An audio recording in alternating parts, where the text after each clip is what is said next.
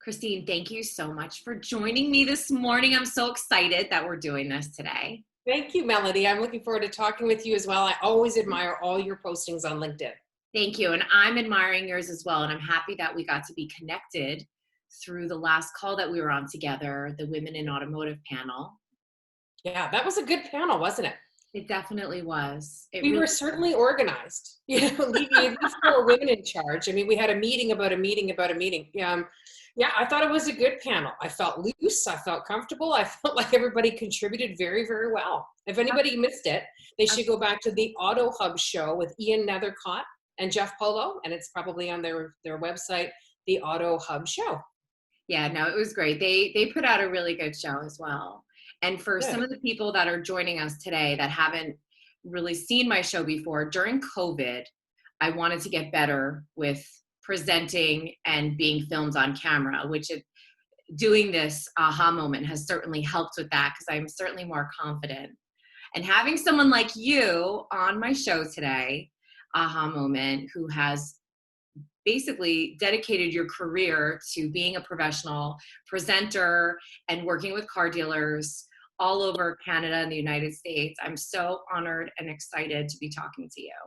Thank you so much. Yeah, you've just got to get comfortable. And, if you know who you are, you can get it out there and do lots of takes and check your lighting. Everything's going to be okay. If you don't like it, don't post it, right? Like, that's how I feel. It was so intimidating for so many people, and it's so uncomfortable at first. But I definitely think that once you start doing it more frequently, like anything, you get better at it and it becomes second nature.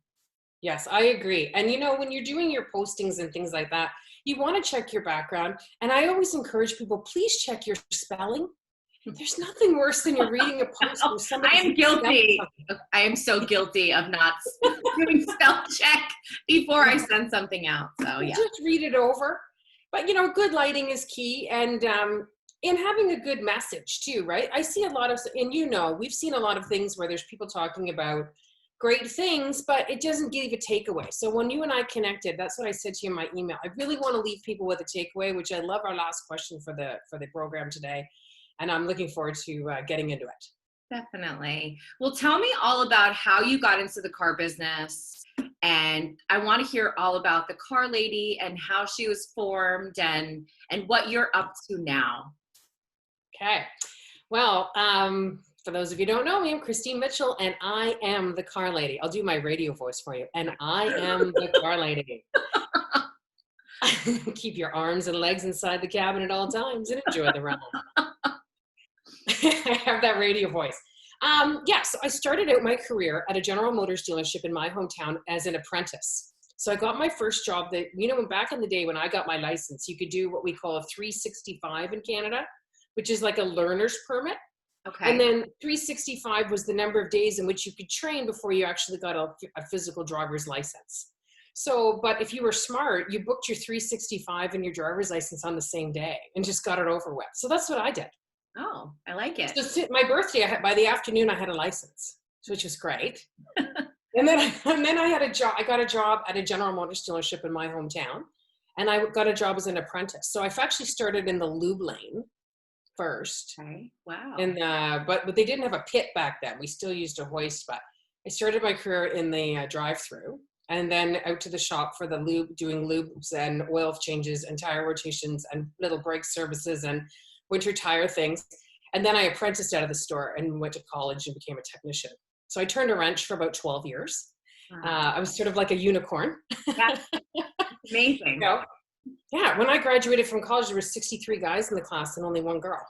Wow. Yeah. And then I enjoyed being a technician for a really long time until I went to university as well. I was going to school, working at a shop in another town. And then I found out I was going to have a daughter, and there's no such thing as maternity coveralls. So I didn't want to go on light duty. And in fact, here's a funny story. Somebody asked me about smoking. They said, "I can't believe you smoke, Christine." And I said, "Yeah, it's a remnants of a misspent youth." You know what I mean? But the only reason I started smoking, I didn't smoke in high school. The only reason I started smoking is because all the guys smoked. And so I would nip it out back to stand out there and smoke with them so I could build rapport. Because otherwise I was that girl, right? Where's that girl? So, to try to ingratiate myself and get involved with their stories and jokes and learn from them on break time. I actually took up smoking, which I will quit. When I found out I was going to have my daughter, I didn't want to go on light duty, so I decided to leave the shop, and because maternity leave starts the day you find out, because you can't lift anything, you can't be around brake fluid, this kind of stuff. Right. So I thought, what can I do now? Well, I have a really loud, deep voice, and I know a lot about cars, and I'm a woman, so I'll start a company that teaches car care clinics. And back in the day, General Motors used to have a program that did the same thing. So I used their program as a prototype and ended up building out my own with the details that I thought were important as a real tech. Okay. And went store to store to store. I had $300 and I had the worst looking flyers you've ever seen in your life. Like, I bought a suit from the Bay, and I used briefcase from Value Village, and I made these flyers from a quickie print company. I cut in, because that was back in 97, right? So I was using Yahoo. And I made these flyers, and I went store to store to store, and I asked them if I could do their car clinics, because I wanted to promote service within the dealership. I wanted to bridge the gap between sales and service. And essentially over time, I built a whole company out of it. And next year will be 24 years. I know it seems like I said it like that, but it was a grind, right? It was an up in the day, pride swallowing siege to go door to door. I'm the queen of the cold call. I'll give you a drive-by anytime. I believe in the product. I believed in myself, and so I built a company. Wow. That's pretty cool. Yeah, it's interesting, eh? Yeah. There's not a lot of women that work in the shop. No, there's not. And of course, back then when you worked in the shop, every photo op, every marketing idea, they'd trot you out like a pony. Yeah, that's true. Right? Let's get a picture. Yeah, absolutely. Yeah. And I loved it. But I wanted to do something else. I wanted to educate. I felt like I should have been a teacher. I always wanted to be an educator. I do have a degree in political science from university, but I maintained in the car business because I just love it. I've never really done anything else, to be honest. It's a great industry to be in. And I feel like once you're in it, it's like you don't leave. Yeah. And if you want to come back. You want to come back. It's like the mafia, right? You try to get out. Well, you're back in. And I'm sure you've seen this as well, that a lot of the conversations that we have as women, in particular the conferences that we attend and the other women that we meet, there tends to be a lot of conversation regarding bias in the industry against women. But I think you and I are great examples of someone who flipped that on its ear. Yeah. Because there's not a bias. They're begging for women in the car business, right? If you promote yourself and create a personal brand, which you're an expert at, then you can build a company, or you can become a vendor, or you can actually work in the dealership beyond the administrative positions if you don't take no for an answer. Yeah. And if you're passionate and you really want to do it, and you're there and you're showing up every day and you're ready to go, there's nonsense that goes on. We know that. There's nonsense in every job. Right, exactly, in every industry. I agree. So I don't really believe that there's this bias against women in the automotive industry anymore. I think they're begging for more women to come out. Right. And I think it's a great opportunity for women if they're looking for a real career. Definitely. I agree with that too. I think the hard part for a lot of stores that they find is how do they recruit talent and how do they get more women? So one of the questions that I was wondering for you is, what would your advice be to a dealership to attract more women to work in the shop? Well, like speaks to like, right? So women want to go places where they see other women traditionally. So if you do have some great women on staff, and again, you mentioned earlier, there's not a lot of women technicians. Well, we are out there. Yeah. If you promoted that she's here, you could be here. Right. Then you would have a much better opportunity to get more women to join your organization. You've got to highlight what you have, not what you're offering. Right. Because I think women are more attracted to, again, like speaks to like. If you see women doing those jobs, then you start to believe that you can do them too. Right. No, definitely. Absolutely. And I think it's intimidating too for young women who might have an interest in going to work for the shop just because it is so male dominated. Hmm. Yeah, I mean, typically in the mechanics role, I think people have a misconception of what a technician is. Like when I was a technician, it was a lot more heavier lifting, right? Right. It was a lot more slugging. Today, everything is electronic. If Right. you've got an interest in computers, get in the automotive industry. Like a good technician with Great great point. diagnostic skills now is making 80 to 100K a year. That's a fact. Yeah, that's a I great can't point. find technicians. Like I'm working now, I've had to transition and we'll talk about that in a minute. But I have all these dealerships calling me all the time, Christine, I'm looking for a tech. I'm looking for a tech. It's hard to find one now, right? Right. So if you're a young woman who's interested in a career in the automotive segment, you're not going to be in the shop with the dirty coveralls with a rag hanging out of the back pocket anymore. It's not like that, right? You Right. spend all of your time with sensors and components. I mean, sure, there's some things that are, every now and then you got to pull a tranny. Every now and then you got to drop a drivetrain. You know what I mean? But typically, you spend most of your time diagnosing and replacing components. Mechanics, I would say today, don't fix cars. We've changed parts. Hmm. That's great. So what are you doing today, Christine? Yeah. So of course the COVID came. So sick of COVID. I shouldn't say that No, because there's a lot I of people hurting. I know. And I It's feel terrible for those people, particularly in America, right? Where we see all we see is what we see on Canadian news from right. America's side. Yeah, the COVID is here, and I shouldn't make light of it because it is a serious topic. Honestly, it's a global pandemic. COVID essentially took away the ability for me to get a group of people together in a room, Right. right? Because we used to host 40, 50, 60, maybe even 100 people in a room Wow. and go over warranty, extended service contracts, maintenance, winter tire programs, detailing, what you know in case of an accident, how to take care of the paint. But then all of a sudden you couldn't do that anymore. So everybody came, I heard a few people come to me and say, Christine, you should put this on video. Mm-hmm. And at the time I felt like it wasn't time to sell the dealership anything. Right. Right? I felt like, and I'm sure you're with a very large auto group, budgets got cut to the bone. Right. And That's it wasn't a time for me as a vendor to go in and say, now I'm selling you this. If we're truly in this together, and all my dealerships, I got to admit, I've handshake deals with my guys. We're not a high contract kind of company. mm-hmm. I built those relationships. They know they can trust me. I didn't want to go to them and say, okay, now I know you're hurting, but buy this from me. Right. I decided that I'd wait it out like everybody else. But then this great opportunity came to my door. Jesse Kessel, Jordan Reese, and the team at Auto Careers Group reached out to me and said, Christine, you've got a lot of contacts in automotive. How would you like to get into the recruitment side of the business? Why don't you take your relationships that you know and help good people find jobs at great dealerships? Wow, that's amazing. Yeah.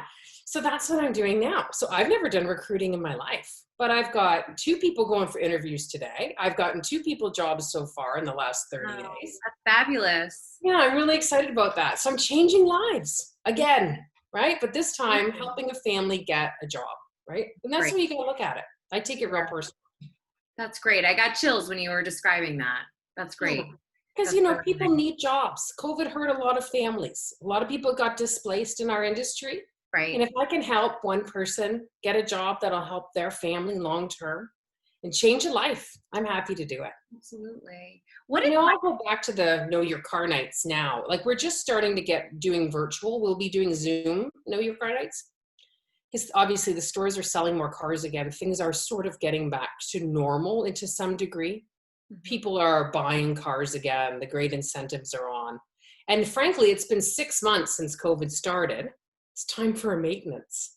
It's so true. Right? You sold this guy a car in March or April. You handed him the keys on a platter like this. Bye! Right? What does he know about your service department?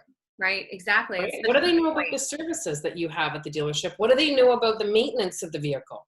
Right. So it's only now that I'm starting virtual Know Your Car Night events. I love it. And we'll email customers a Zoom link and they can join on That's awesome. And then they can, we'll do the Know Your Car Night virtually, and then we'll have Q&A, and we'll have links to the dealership so they can contact them, links to the social media. So that's what I'm going to do now. That's awesome. I love it, Christine. You've got so much going on. It's so Melanie, great. And it's I like to be positive. busy. I Yeah, like to be busy. Yeah. that's great. What Yeah. advice would you give to a young woman who wants to get into the car business, but specifically who wants to work in the shop, who wants to become a technician? What path would she take and what advice would you give to her? Okay. Well, traditionally, people started getting interested in high school, right? So high school is the first place where you take auto shop. Now you're what do they call that person who works in the high school who helps people find jobs or get a career A path? guidance counselor? Guidance counselor. The guidance counselor will have their own idea of where they'd like you to go. Right. And we don't do it here in Canada, but I've heard of it being done before, where people actually do tests that tell them which career path they should slot into. Interesting. I've never heard of that. Yeah. And, typically people don't test well, but I think it starts in high school, an interest in high school, if your high school has a program. Other than that, if I was me and I wanted to get a job, I would go to a shop and ask for a tour. Mm-hmm. I would go to a shop and I would go on and see what the facilities are like, what the day-to-day is like. Mm-hmm. Go with your parents. They'll give you a tour. Yeah. Right? How many times have you had your dealership say, we'd love to show you what we've got here? Absolutely. Right? So I think if you could get your boots on the ground and get into a store and just say, hey, listen, I'm interested in a career in automotive. Could you take 10 minutes from me? I don't know one dealership that wouldn't do it. Yeah, that's so true. That's a great, great tip. Go on in and have a look around, see and see if there's, maybe you could have a woman like a marketing manager and customer service liaison, even build that out, that we offer tours, right? That we offer career advancement, and you could send that to the high school. By the way, ladies ladies and gentlemen, what's the name of I forget the name of the group you're with. Oh, Celebrity Motor Cars. Celebrity Motor Products is having a tour today, and you target 3 high schools, and you have yourself or somebody like you give them a tour of what the different jobs are in the dealership. That's an amazing tip. You can have it. Yeah, thank you. Yeah. I'm gonna take it. Because that'll get some interest brewing. And then, of course, here in Canada, you've got to register with the Ministry, right, of Apprentices and Trades. And then you get your apprenticeship, and then you usually you start to build through that process. But I think it's really getting people in the door first, because my daughter's 23, and she had to buy a new car, and we went to the dealership, and I said to her, I want you to test drive 4 models, but I don't want you to sign anything. Just look around. Tell them you're my daughter. Here's 4 clients that I deal with in your area. We always butter our own bread. Mm-hmm. Absolutely. Here's 4 stores mommy works with. That pays our. Go in there and look around and see what you think. So she did. She picked out a car, phoned me. I drove down, and I said, how much is the car? And he says to her, well, the MSRP on the vehicle is $27,495. Mm-hmm. And Michaela says, great, I'll take the blue one. What are you doing? I said, do you know what MSRP means? No, she didn't have any idea. She didn't have any idea about maintenance costs. She didn't have any idea about winter tire packages. She didn't have anything. And she's my kid. Yeah. So if my own daughter doesn't know, then everybody else's daughter doesn't know. So again, a tour of the dealership from that particular type of level. Another idea is, if you're looking to sell more cars, is to actually reach out to people. They have all those driver training schools. Why don't you host a car buying 101 for new buyers and explain to them what a 90-day unit is, and explain to them what leasing is, and explain to them what all these different things are. Those are great ideas, Christine. Just come out of me over here. See this sign? See my sign there? That says, life is not a dress rehearsal. And when we walk through, we tap it like as if we're in a sports stadium. I love Woo! it. That is so great. That is awesome.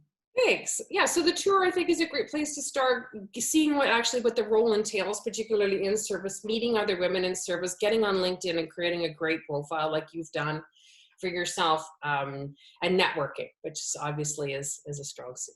Absolutely. So if somebody who's watching right now wants to host one of your virtual events at their dealership or wants to get in touch with you for recruiting or for consulting or for whatever reason they may have, how would the best method of communication be to you? Well, there's a couple of different ways. You can always reach me through my website. That's www.thecarlady.ca. Okay. CA. And you can always reach me on any of my social media channels at The Car Lady Canada. Yeah. Great. Yeah. Can I just add one more takeaway? Absolutely. You know, obviously in the female culture, we all know what no means, right? No means no, except when it comes to business.